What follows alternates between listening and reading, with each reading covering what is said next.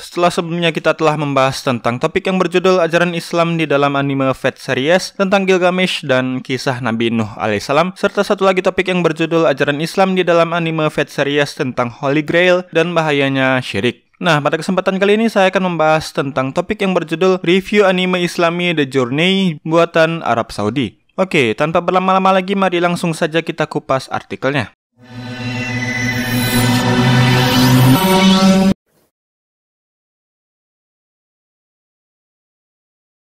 Anime The Journey memang bisa dibilang sangat mencuri perhatian para penggemar-penggemar anime di seluruh dunia, khususnya di negara-negara berpenduduk mayoritas muslim seperti halnya di Indonesia. Proyek gebrakan sang pemilik klub Liga Inggris Newcastle United ini memang dianggap sebagai langkah cerdas Arab Saudi, khususnya untuk mengubah image mereka sebagai negara pelayan bagi dua kota suci umat Islam yang seringkali dianggap terlalu kaku dan ketinggalan zaman dalam bidang seni, pop culture, dan sebagainya. Tak mengherankan jika trailer dari anime ini langsung meledak view-nya di laman YouTube hingga mencapai 1 juta view hanya dalam beberapa bulan saja. Ya, seperti yang telah saya katakan di atas, anime ini memang diproduseri oleh Manga Production, yaitu sebuah perusahaan asal Arab Saudi yang juga merupakan perusahaan bentukan Pangeran Arab Saudi, yaitu yang bernama Muhammad bin Salman. Perusahaan ini bekerjasama dengan salah satu studio anime populer asal Jepang yang banyak memproduksi anime-anime populer seperti misalnya Dragon Ball Z, Digimon, dan One Piece, yaitu studio yang bernama Studio Toei Animation.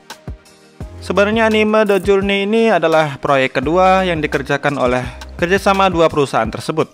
Sebelumnya mereka sendiri telah menelurkan sebuah seri anime berjudul Asatir Mirai no Mukashi Banashi sebanyak 12 episode yang pertama kali mengudara pada tahun 2020.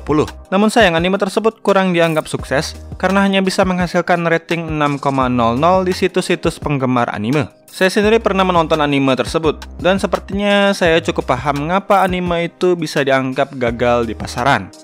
Dan sayangnya problem tersebut masih bisa kita temukan di dalam anime The Movie berjudul The Journey ini. Karena itulah di postingan komunitas YouTube saya beberapa hari yang lalu, saya mengatakan bahwa para pembuat anime ini harus banyak belajar tentang segala seluk-beluk dunia beranimean. Saya sendiri sebenarnya sedikit berharap banyak dengan anime ini setelah saya menonton trailernya yang menurut saya sangat ciamik dan bagus. Namun setelah saya menonton versi full versionnya, saya sedikit kecewa dan bisa dikatakan anime ini benar-benar di luar harapan saya. Ya, secara rating memang anime ini bisa dikatakan mendapatkan rating yang cukup bagus. Namun jika saya dipaksa harus jujur, anime ini memang tidak bisa dikatakan bagus-bagus amat. Bahkan jika saya dipaksa harus membandingkannya dengan anime-anime sekelas Sword Art Online ataupun One Piece, yang menurut saya merupakan anime dengan alur cerita paling terburuk sepanjang masa, mungkin bisa saya katakan mereka sedikit lebih baik dibandingkan anime ini. Ya, jika kalian belum pernah menonton sama sekali anime ini, di laman YouTube sendiri sebenarnya sudah banyak sekali orang-orang yang nge-share anime ini, plus juga ditambah dengan subtitle Indonesia. Jadi jika kalian belum menonton dan ingin nonton anime ini, silahkan cari-cari sendiri di laman YouTube ya. Oke, kita kembali ke pembahasan utama kita tentang review anime The Journey yang menurut saya sangatlah buruk. So, sebenarnya indikator apa saja yang melatar belakangi saya berani mengatakan hal tersebut? Oke, mari kita bahas satu persatu poin-poin utamanya. Yang pertama, mungkin bisa dikatakan sebagai salah satu dasar dari struktur alur cerita anime dan manga, yaitu dialog dan narasi. Ya, di dalam anime ini bisa dikatakan terlalu banyak dialog, monolog, dan narasi, yang dalam hal ini dinarasikan oleh sang karakter utama, yaitu Awas bin Zubair. Ya, jika kalian belum mengetahui hal ini, sekedar info. Salah satu ciri khas dari alur cerita anime dan manga adalah sangat jarangnya kita bisa menemukan adanya dialog narasi ataupun monolog yang panjang yang menceritakan situasi di dalam cerita tersebut, baik itu alur cerita flashback ataupun alur cerita saat itu. Iya, seperti apa yang saya katakan di atas, hal ini adalah sebuah elemen pembeda antara karya anime dan manga dengan bentuk karya-karya lainnya. Ya, seperti apa yang dikatakan salah satu karakter di dalam anime Bakuman yang menceritakan tentang kehidupan seorang mangaka, yaitu Hattori. Di dalam dialognya ia mengatakan bahwa terlalu banyak dialog dan narasi tidak cocok dikatakan sebagai manga, dan hal itu membuat manga menjadi tidak ada artinya. Ya, itulah dasar utama di dalam struktur alur cerita manga dan anime, yaitu meminimalkan narasi dan monolog dan selalu menjelaskan segala informasi apapun dengan menggunakan dialog interaktif yang dilakukan oleh para karakter-karakter di dalam anime atau manga tersebut. Lalu selain faktor dialog monolog yang terlalu panjang, anime ini juga banyak menyisipkan kisah-kisah filler yang tidak memiliki hubungannya sama sekali dengan alur cerita di dalam anime ini. Ya, sepertinya hal ini sudah menjadi fakta yang tak terbantahkan bahwa kebanyakan penggemar anime sangat membenci yang namanya filler. Yang lebih parah lagi adalah filler tersebut diceritakan dengan cara dialog monolog dan narasi. Suatu hal yang menjadikan anime ini menjadi tampak sangat buruk untuk diikuti. Contoh filler-filler di dalam anime ini bisa kita temukan di menit 46 dan 28, di mana salah satunya adalah mengisahkan tentang kisah Nabi Nuh yang diceritakan oleh sang karakter utama yaitu Aws bin Zubair. Bagi saya sendiri yang menonton anime ini, saya merasa seperti sedang mendengarkan ceramah yang dilengkapi sebuah slide share ilustrasi-ilustrasi bergambar, alih-alih menganggapnya sebagai sebuah tontonan anime. Ya, sebenarnya sang sutradara menyisipkan filler-filler tersebut sangat bisa dipahami. Mungkin ia sebenarnya berusaha menyisipkan pesan-pesan Islam di dalam anime ini.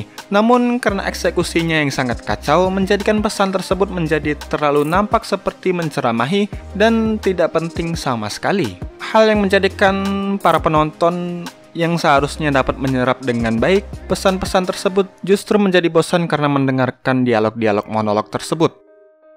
Oke, kita lanjut ke poin selanjutnya. Hal yang menjadikan anime ini sangat buruk selanjutnya adalah karakter nakama. Ya, beberapa nakama di dalam anime ini bisa saya katakan tidak berguna sama sekali. Jika kalian sering menonton anime, pastinya kalian akan setuju bahwa setiap karakter di dalam anime itu memiliki perannya masing-masing, terutama para karakter-karakter nakama. Nah, di dalam anime ini, satu karakter nakama yang menurut saya cukup berguna hanyalah karakter Levi, alias Zurara, dan para komandan pasukan. Selain mereka, tidak ada sama sekali karakter yang menonjol dan memiliki kemampuan. Ya, bisa dikatakan mereka semua tidak berguna. Salah satu karakter yang menurut saya paling tidak berguna di antara mereka semua adalah karakter yang bertubuh gendut yang bernama Hisham. Karakter ini mengingatkan saya dengan karakter Irish di dalam anime Fire Force. Sama-sama tidak berguna dan hanya digunakan sebagai sebuah fanservice dan lelucon saja. Saya rasa jika kedua karakter ini hidup di dunia anime Attack on Titan, sudah bisa dipastikan mereka berdua adalah termasuk dalam daftar karakter-karakter yang tewas paling awal di dalam dunia anime tersebut.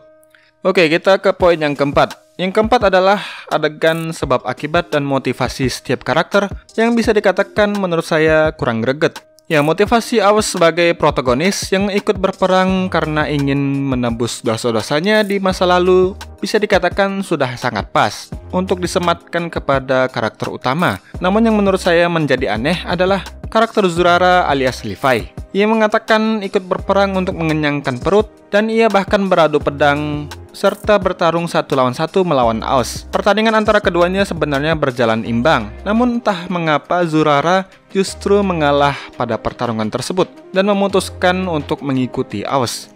Setelah pertarungan, sang komandan pun bahkan mengatakan hal ini membosankan. Ya, saya pun juga setuju dengan kata-kata komandan tersebut. Karakter Zurara dalam adegan ini seolah ditampilkan sebagai orang yang pelin-pelan dan sangat mudah berganti haluan.